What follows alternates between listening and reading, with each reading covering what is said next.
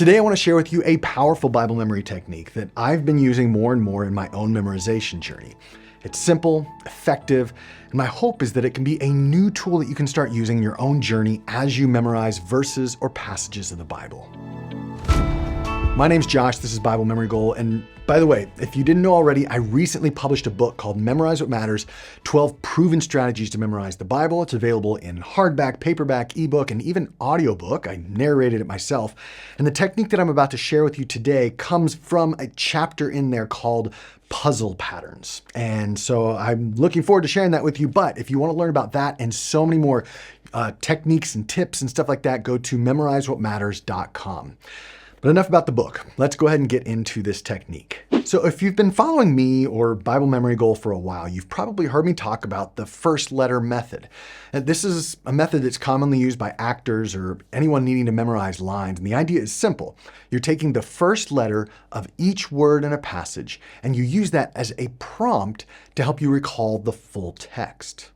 Now, let me explain why this works. When you look at a verse on a flashcard, for example, your brain can often cheat by glancing at the entire word or the entire verse when you flip it over. But with the first letter method, your brain has to work just a little bit harder, using only the first letter of each word as a clue. So it's almost like a stepping stone to full memorization. You can start with the full verse on a card, move to the first letter method, and then move to having nothing as you have memorized the verse. Now, here's what I've been doing recently. I've been using this first letter method to find and recognize patterns in a particular verse or passage that will help me remember a list of things or a phrase or even a group of phrases. And I want to show you exactly what I'm talking about. So let me show you how I've been doing this in my memorization of 1 Peter recently.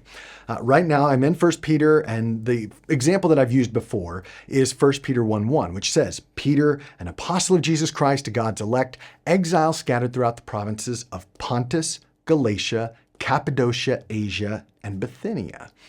Now that's a lot of names, right? And it could maybe be really easy to forget the order or something like that. So I break it down into the first letter of each province, P, G, C, A, B.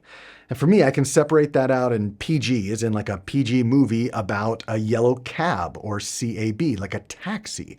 So now I just think of PG, CAB to remember the provinces in order: Pontus, Galatia, Cappadocia, Asia, and Bithynia. Now here's where it gets interesting. You can use the first letter method to create patterns, which makes certain phrases or lists even easier to memorize. For example, in 1 Peter 2:1, it says, therefore rid yourselves of all malice and all deceit.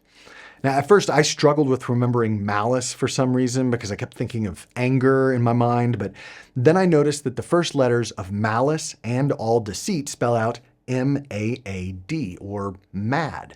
That visual, being mad, really helped that stick with me. So malice and all deceit. Let's fast forward to another example. In 1 Peter 3:4, it talks about having a gentle and quiet spirit.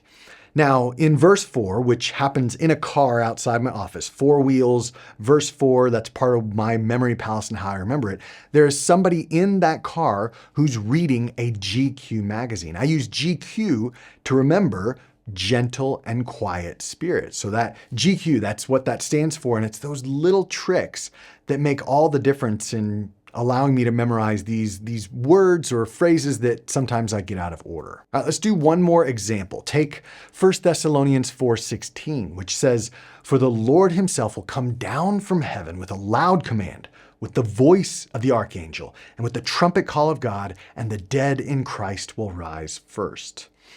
Now that's a lot to memorize, but if you look at it carefully, you'll see that it kind of naturally can be broken up into different manageable chunks.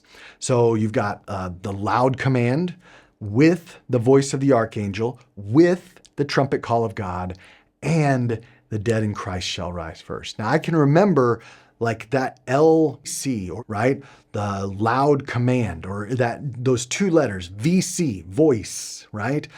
Trumpet call of God, TC, or even the dead in Christ, DC. So I have LC, VC, TC, DC, and I can kind of break that up and it helps me to remember it. Now, that may not make sense to you, but in my mind, that kind of organization makes a little more sense, and having that C pattern makes it a little easier for me to remember that we're talking about a loud command with the voice of the archangel, with the trumpet call of God, and then finally, and the dead in Christ. How can you apply this type of technique?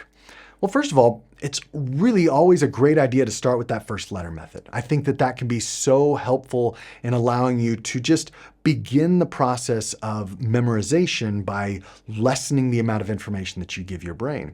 But then you can go the next step by breaking down a verse into its key phrases. Write out the first word from those key phrases, or just break them into different spacings so that you can see any patterns, visuals, or mnemonics that might pop up.